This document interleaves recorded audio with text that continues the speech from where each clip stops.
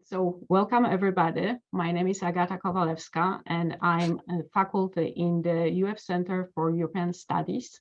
The UF Center for European Studies is a Jean Monnet Center of Excellence and the Title VI National Resource Center for Europe. The center is housed in the College of Liberal Arts at the University of Florida, and we are multidisciplinary areas for languages and European studies. A few housekeeping information before we start the actual webinar is that, first of all, the webinar will be recorded, and the recording of the session will be posted on the center website. After the presentation, we will have a Q&A session, and if you would like to ask a question, there is a button at the bottom of your screen where that's possible. Thank you for joining us today, and we will be talking about who is who in Slavic mythology. And our speaker today is Dr. Michał Łuczyński. Dr. Łuczyński received his PhD from the Department of Linguistics at the Jagiellonian University in Kraków, that's in Poland. His research led to the publication of two books. The first one, Gods of the Ancient Slavs, and the very recent one, Myths of the Slavs. He was also a co-editor of the research on the beliefs of the ancient Slavs. Unfortunately, for most of our speakers, I don't know how many of you speak Polish, all the books are available only in Polish at this time. Before we start the presentation, one more reminder that at the end of our meeting today, you will be taken into a brief survey. And that survey will help us, if you complete it, that survey will help us to improve the programming we are planning for the future. And right now, I would like to start sharing my screen with the slides from Dr. Łuczyński. And Carla, could you please, and Dr. Łuczyński, could you please let me know if you can see the slides? Yes, I see. Yes. Excellent, thank you. So I will turn the mic to Dr. Łuczyński. Thank you. Hi, everybody. My name is Michał Łuczyński. I work as a teacher in primary school, and I'm a librarian. I live in Warsaw, in Poland, and today I'm going to present a paper titled Introduction to Slavic Mythology. I prepared this meme as an introduction to my presentation because it seems to me that it reflects well what a researcher of Slavic mythology does, especially if he is a doctoral student and he chose such a topic for his doctoral thesis. Research on Slavic mythology can take a very long time, and a researcher dealing with this has to go through many dangers before he finds what he is looking for. But because this is not an easy research area, dobrze wymawiam? And it often takes years to reach some constructive conclusions. For many researchers dealing with Slavic mythology is like doing a jigsaw puzzle or with puzzle with missing pieces, and this parallel is striking if someone wants to compare the study of Slavic mythology to anything else. Mythology of Slavs studies very often are compared to reconstructing something lost or broken. And in this meme, I used another metaphor that could be used. It's similar to solving Rubik's cube and with all the sides white. And you see Tom Cruise, a well-known actor from Mission Impossible, and studying Slavic mythology could be compared to Mission, because it's very hard to dealing with it. Anyone who has come into contact with the subject of Slavic mythology knows that there are also no data about it, and many researchers are trying to understand how the pagan Slavs saw the world, what their worldview was, and what their beliefs or ideas about the world were. And there is two camps of scientists. Researchers have parted or divided into two schools of camps, and one is called critics or skepticals, and the other is optimists, and rationally critics sometimes. And the next slide, we have two opinions of very jak to powiedzieć, charakterystyczne opinie Gato dla tych dwóch szkół.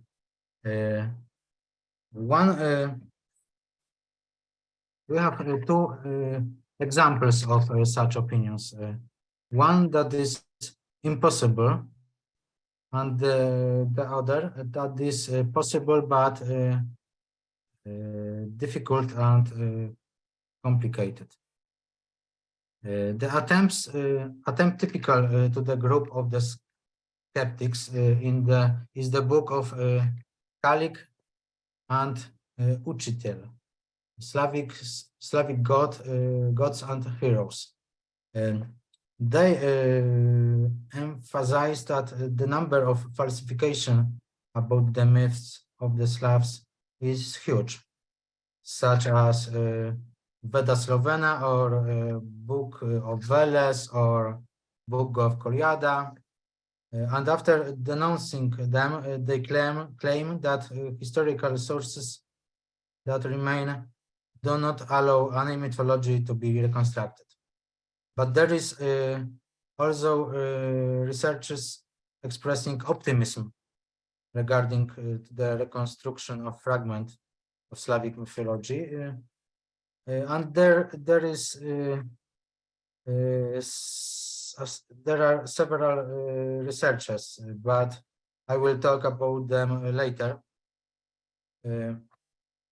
Professor Yuri Bereskin is the author of opinion cited on the right side, and he is ethnographer from Russian ethnographer from St. Petersburg, from Russia. He replies that reaching the Slavic core, the Slavic tradition, is quite complicated, but it isn't impossible, because according to him, it's theoretically possible to reconstruct elements of Indo-European mythology. So why isn't it possible with the Slavic myths? Slavic pagan religion and mythology studies. What is the purpose? Opposing the German propaganda about the cultural inferiority of the Slavs from around the time of World War II.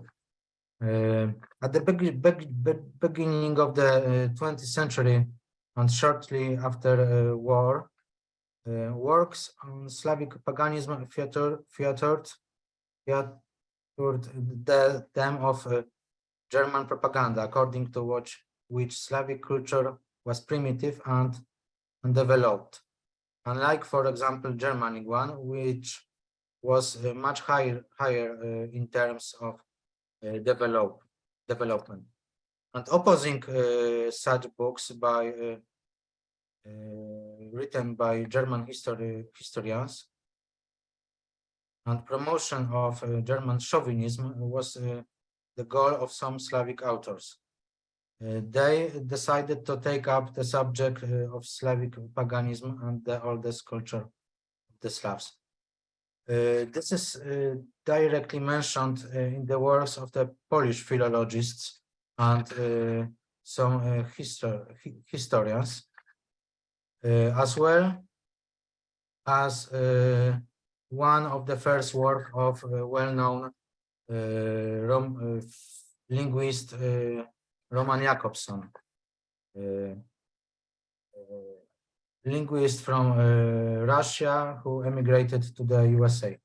These authors directly criticized such German writers as Edwin Pienecke for getting carried away with the Germanic nationalism and for humiliating the Slavs in their books.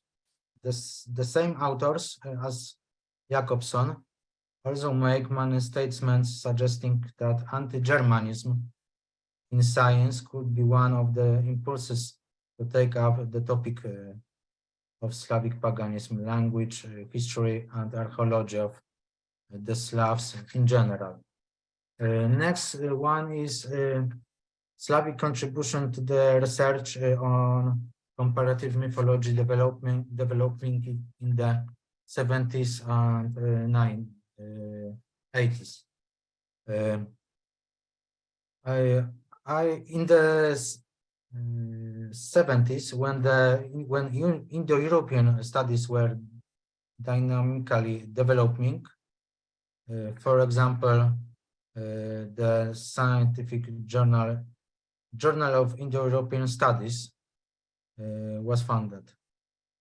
However, many authors felt that researchers from Slavic countries couldn't add much to the research of the Indo-European heritage by their studies in the religion of the Slavs. And those were the years when a lot of articles and books were published on the European heritage in epics or literature of various countries and nations. For example, Indo-European connection of various traditions were studied, as well as literary motifs of Indo-European origin in folklore and traces of the pre-functional ideology in the literature of different countries and eras. Naturally, it was understood that the more a country can boast of its Indo-European heritage, the more valued and valuable it was. This trend is in science continues to these days. Filling gaps, może wrócimy jeszcze do poprzedniego na sekundę. Filling gaps in our knowledge about history of Slavic literatures.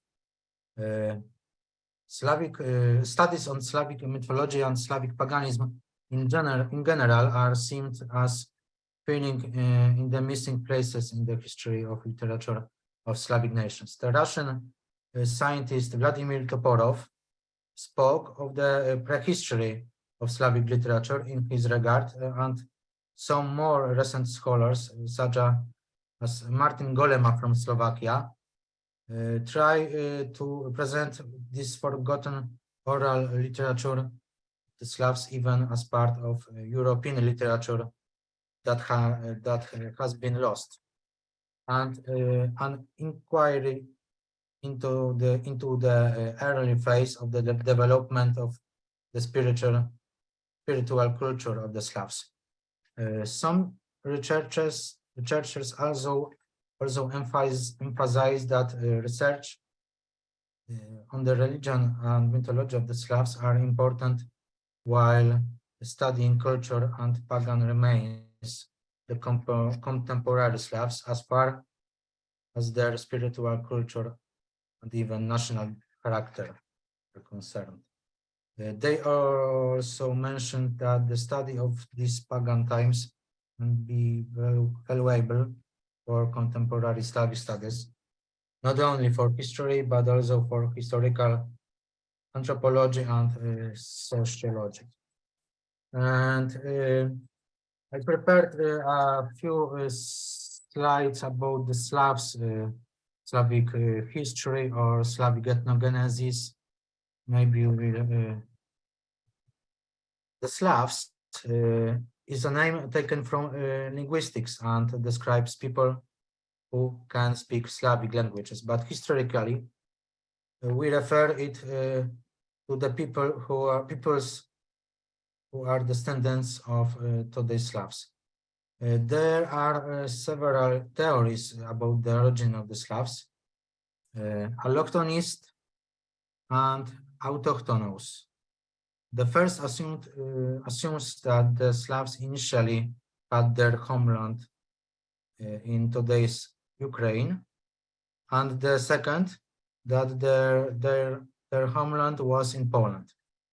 These two theories have contended with each other over the name for several decades, but most scientific facts support the fact that the Slavs originally lived in Ukraine. That is, in the first millennium BC, they have inhabited the forest zone in northern Ukraine between the Carpathians and Don River. And in ancient times, there they were called Budyni and Neuri. And from 5th to 6th century, they were known as Slavs.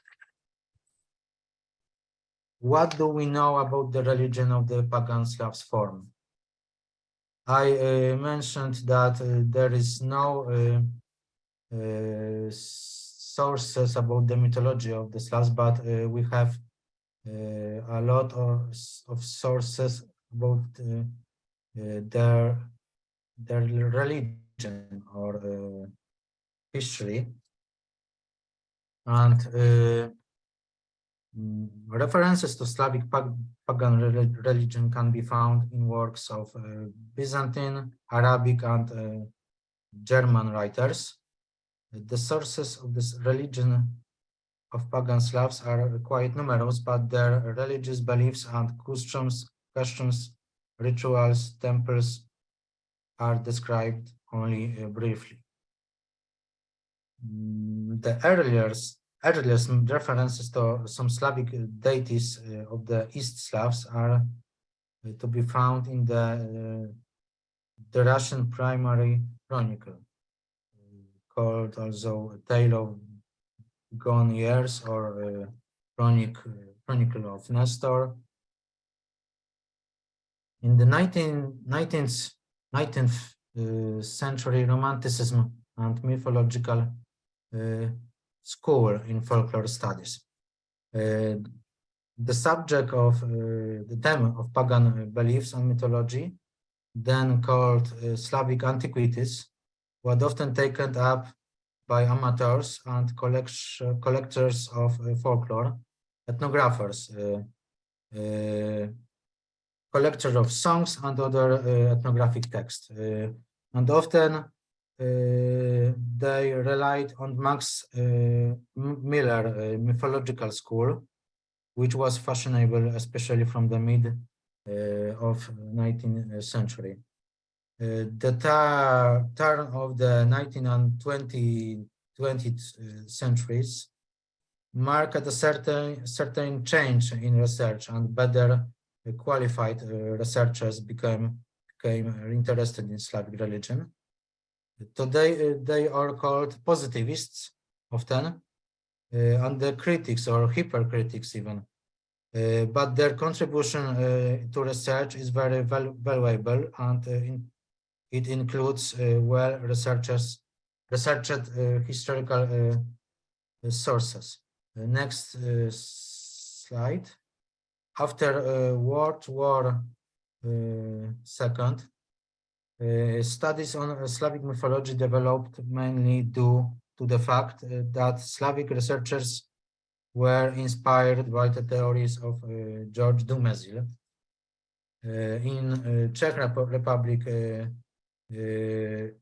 it was Václav Mašek who was one of the first researchers who introduced Dumezil's theories about the Indo-Europeans.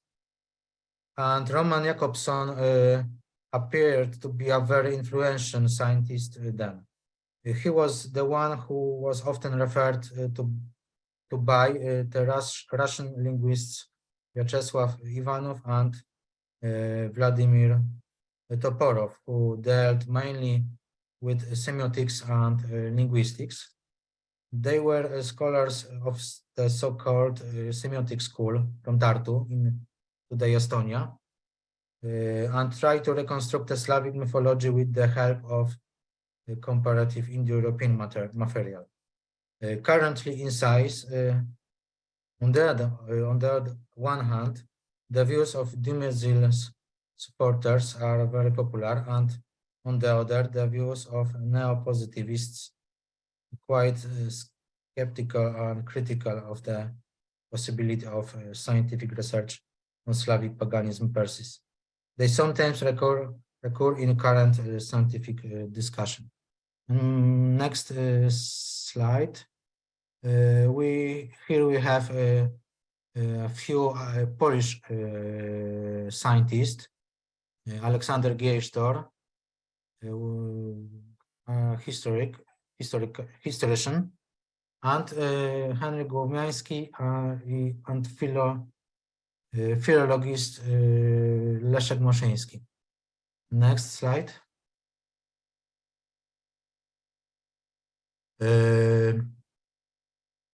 The main scientific theories relating strictly to Slavic mythology are currently the theory of the basic myth of Ivanov and Toporov, and here we have Vladimir Toporov, who died 15 or 16 years ago, and the theory of the Proto-Slavic myth of fertility by Radosław Katicic, and his photograph is on the next.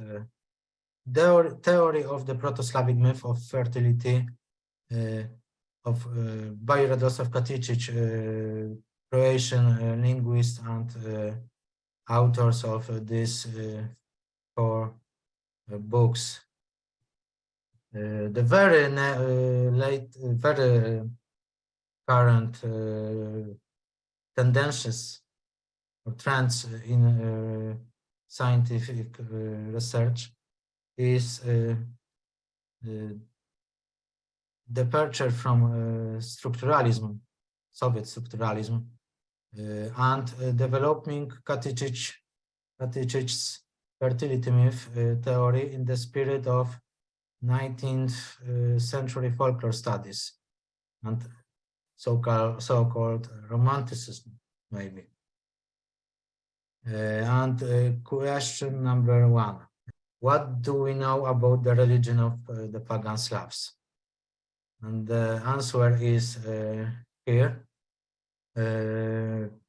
Majority of scientists agree that it was polytheism.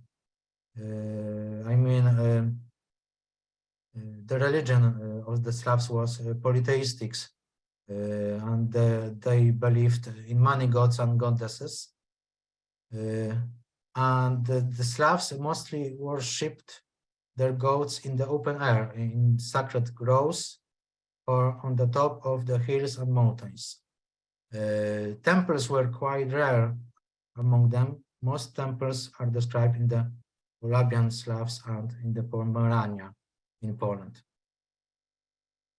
Question number 2. What do we know about the gods of the pagan Slavs?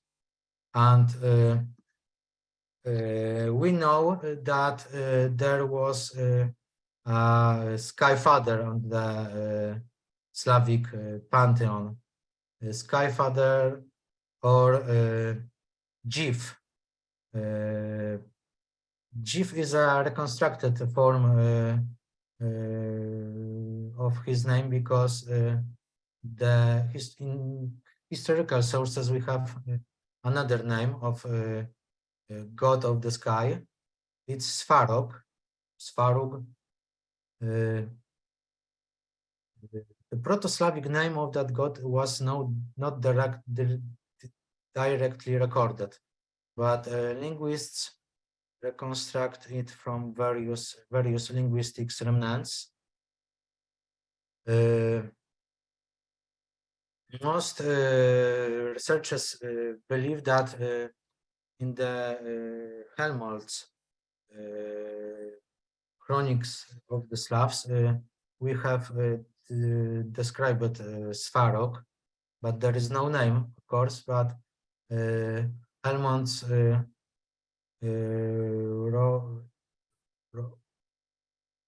speaks about the Deus Deorum and the father of other gods, who is an omnipotent father god and is interested only in celestial matters, while he neglect earthly matters. So if we know, if I can tell, the figure of Slavic god of the sky, and we also know the Slavic goddess of the earth, and it's the next slide. Mother Earth, or especially in East Slavic folklore, Matka Ziemia Syraja, czyli Mać Ziemia Syraja, Matka Ziemia Wilgotna in Polish, Mother Moist Earth. This is reconstructed the name of the goddess because don't have any sources that Zem or Zemis or Zemia was worshipped as a goddess, but the name is reconstructed by some linguists. So, for example, we have Rzemyna or Mates Rzeme in Baltic pantheon, Baltic mythology, and on the basing on the comparing with other pantheons, we reconstructed that. We also know that Slavs worshipped gods of sun and god of moon. Name god of the sun's name was Dashbuk, and we also know that god of the moon was Horse. God of thunder is called Perun in Slavic mythology, and we have a few sources mentioning Perun as a god of thunder, lightning, or justice, or war. According to some scholars, Perun was depicted strong old man with a bird, especially especially in Belarusian or Ukrainian folklore, we have such informations about the Perun, about the image of the Perun. Maybe we will go next to the next slide. Goddess of Venus. We know about the goddesses of Venus from Indo-European mythologies, for example, from Baltic mythology or from the Greek. And according to the newest studies, the name of such a goddess in Slavic mythology was Morena or Marzanna. Marzanna, Morena, it's known from the earliest mention is from the works of Polish historical Jan Długosz from the 15th century. God of the morning star is, according to some researchers, Yaryło, Jarowid, and he is representing the morning stars, star correlated to the Marzanna, Mora or Morena. Water deity, Strybok. Usually he was depicted as the water atmospheric deity or god of the winds, but according to etymology of his name, he is personification of water or river, because his name Strybok is etymologically one who flows, or literary something to which flows, or stream. God of the underworld, Veles.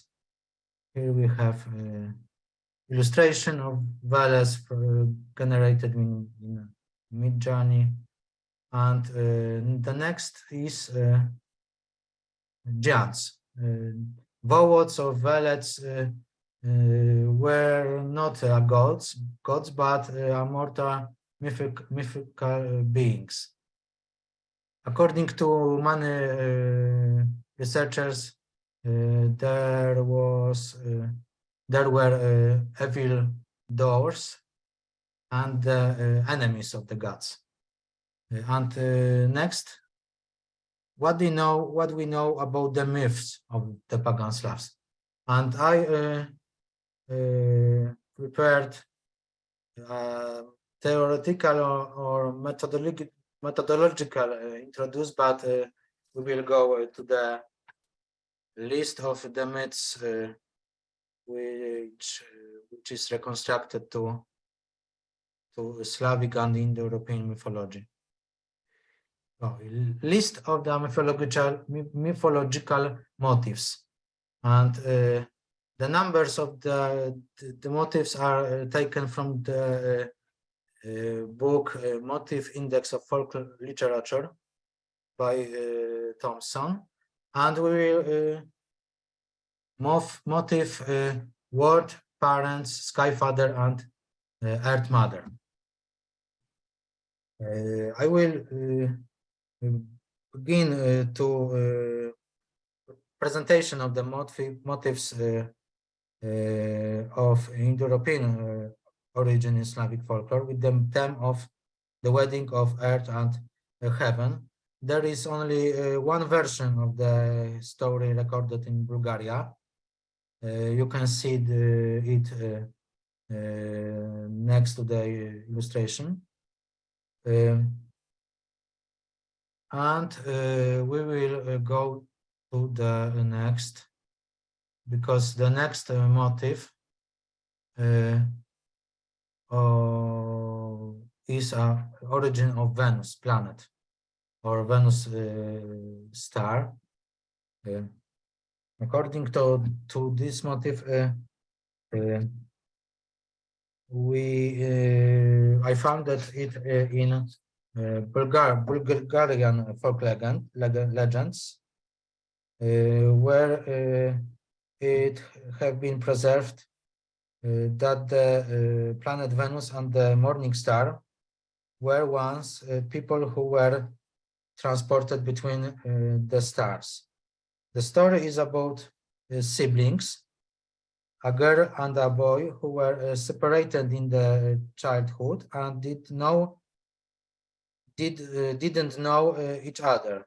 And in their teenage years, they met and fall in love. Birth of mankind from a ground. There are a few, 2 or 4 or 3 motifs referring to the early mythical history of mankind in Slavic mythology, and it's one of that motif. I found that beliefs or narratives including this motif and origin of fire. Another motif of Indo-European origin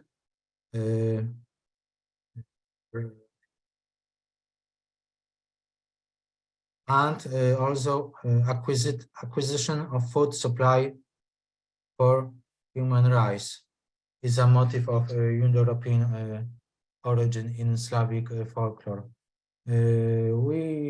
You see 2 variants from Belarus from 19th century, and one of them is taken from the Polish national epic Pantadeusz by Adam Mickiewicz, and God sifted grains of rye through the constellation Sif when he dropped grain from heaven for Adam, banished from paradise for his sins. And it's, of course, a Christianized version of that beliefs or myths. Origin of death. Myths about how the death originated is known among the almost all world, and it's also Indo-European and also Slavic. So there is a few examples of that motif in this East Slavic folklore, especially Belarus or Ukraine. You see fragments taken from Bulgaria and Belarus. And there is also the so-called theft myths cycle. I just described this motifs shortly because there are too many examples of that motif in folklore. So maybe just a few words about. And next, death of ambrosia, or the life, water life, or living water in Russian, сказки, the tales. It's one of the remnants of that motif, and theft, also theft of the sun, is the often in the Slavic tales, folk tales. You see an illustration generated in Midjourney with the Slavic gods Faruk releasing the sun locked in a fortress. Of course, this is reconstructions these myths, because we don't know how exactly it was in mythology, but some myths are possible to reconstruct. Dragon fight. It's a good, well-known Indo-European myth. From example, from Hindu mythology or from Scandinavian, German myths. For example, from Edda.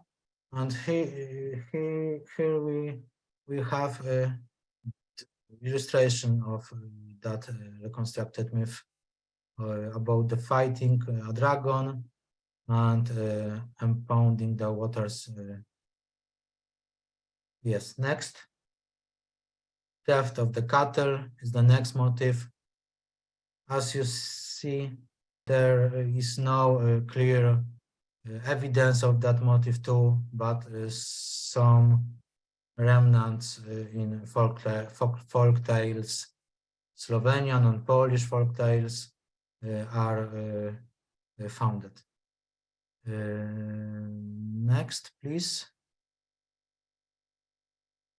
Motif of steel, devil, ogre, steel standard instruments. And we have a few few examples of that motif in Ukrainian and Romanian, if I could, folklore. Now next slide, please. And finally, we have a motif of about the end of the world. Heavens break up at the end of the world, and we know many examples of that motif. We know there was very often in folk songs or folk tales that the sky can fall, and it will be the end of the world. Yes, one situation from Pskov from 17th or 18th century showing that people believed that sky can fall, and it will be then the end. Next slide. Conclusion. Slavic myths we know, and Slavic myths that we don't know. According to me, personally, I think that the main mythical themes or motifs are known, but there is also a few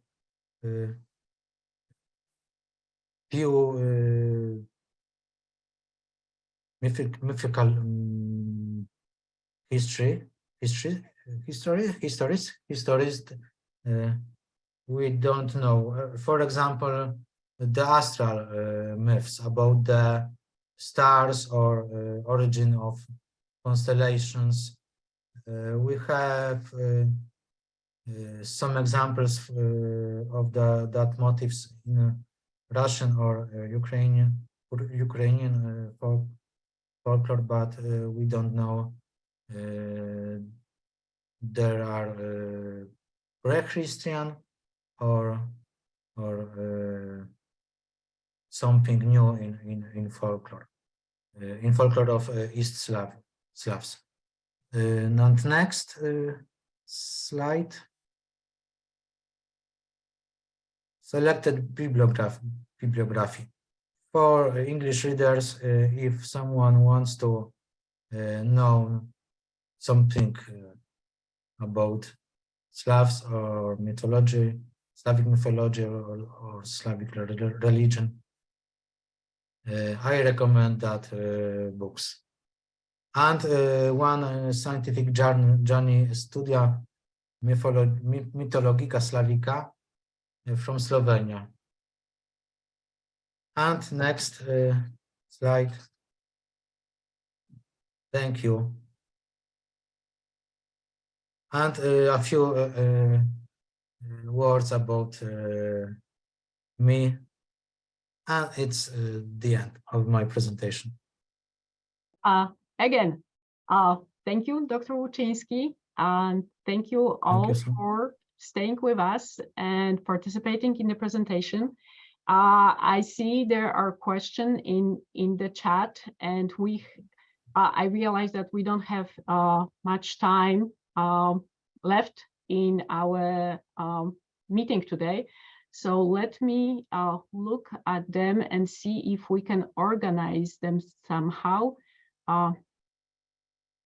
So one of the questions is, I'm wondering if it is correct or appropriate to call the tale of bygone years, also known as the primary chronicles of Kevin Rus, written by Nestor the Chronicles, who lives and works in medieval Kiev, the Russian Chronicles. Is it a generally accepted fact that historically Russia and Kiev Rus are totally different states? So can we call the tales of bygone years also the Russian Chronicles? Yes, in English there is one known Russia and one word Russian. So może ja po polsku powiem i pani przetłumaczy. I will try. Czy ukuło się w angielskim używanie tego przymiotnika Russian, ale w polskim czy w ukraińskim dyskursie mówimy przecież o tym ruskie, to znaczy język staroruski był czymś innym niż ten noworosyjski na przykład. So może w ten sposób. Yes, the Russian and Rus languages are not the same. So when typically we're talking about Russia, but we are forgetting that there were countries that actually were called Russia. So they are not the same. So we should keep that distinction.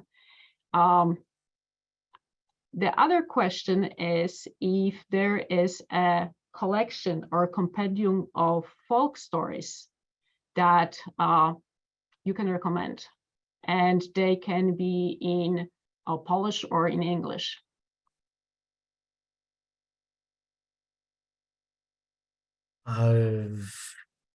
Chodzi o dwujęzyczne wydanie bajek. So no, we're talking about something that was published in one or the other language. I don't know because I know only Russian.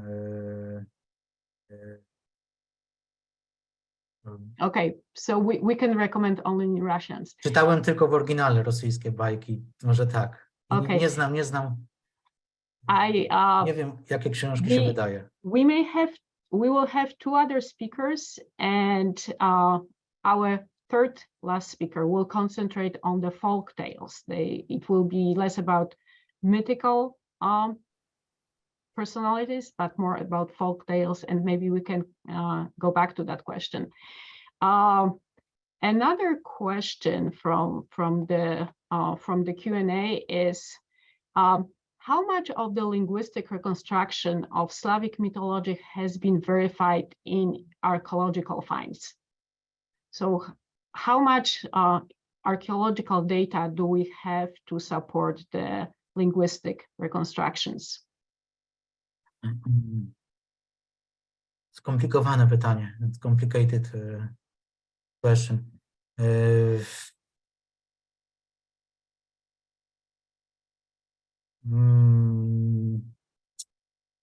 jest za ogólne, żebym mógł jakoś odnieść się do tego.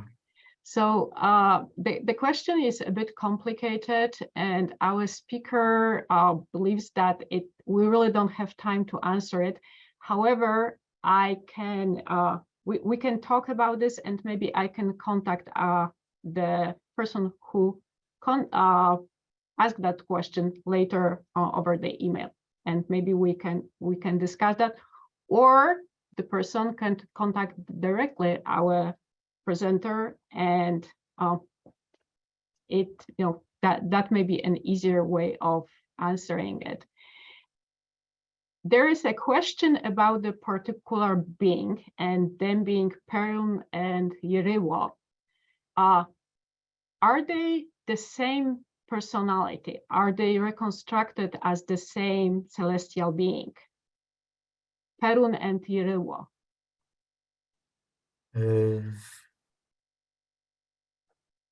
According to my knowledge, they were different beings.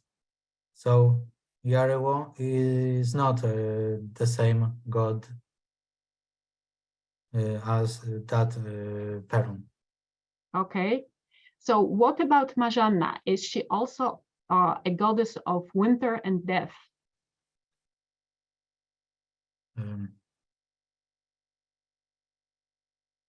Znaczy, może powiem po polsku, dobrze?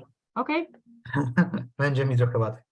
Znaczy, taki pogląd, taka interpretacja Marzanny jako bogini właśnie tej zimy jest najbardziej taki rozpowszechniony, szeroki, ale no, niektóre nowsze badania, takie wymienionego na przykład Katycicia, czy kontynuatorów jego badań, właśnie idą trochę w innym kierunku, w kierunku takiej bogini właśnie gwiazd, bogini zorzy. Mm-hmm. So for our English speakers, it's the myth about Marzanna or Morena being the goddess of winter and death is the one that it's most popular and most common. However, in the recent years, the interpretation of her being as a goddess of star are becoming much more popular and probably better documented in what can be unearthed in the printed documents. And to everybody who was asking about the information that were on the slides about the bibliography and anything that we went over in our presentation, the slides and the presentation, they will be published on our website, and you will have the access to them. Unfortunately, our time today is up. We will have to say goodbye to our presenter and to all of you. However, before we do that, I would like to thank one more for presentation. Thank you, Dr. Łuczyński. And I would like to remind all of you that the next presentation in the series will happen on February 7th. We will listen to Dr. Andreas Jones talking about Baba Yaga and where does she truly come from and who is she. So thank you again for listening. Thank you, Dr. Łuczyński, for being with us. And I will see you next time. Thanks.